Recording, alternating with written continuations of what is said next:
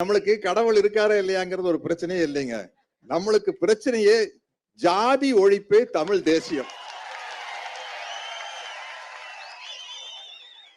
கடவுள்னு ஒண்ணு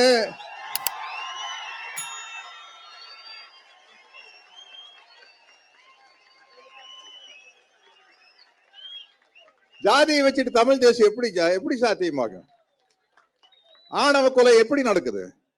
ஜப்பான்ல இருந்து வந்த வெட்டுறான், ஜப்பான்காரன் வெட்டுறானா, சைனாக்காரன் வந்து வெட்டுறானா?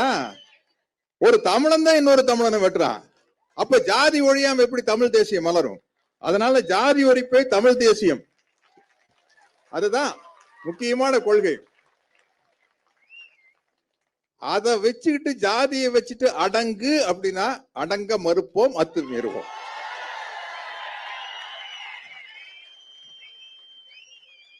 உலகத்திலேயே மெஜாரிட்டி நம்புறாங்க பூமியும் நீளம் கடலும் நீளம்,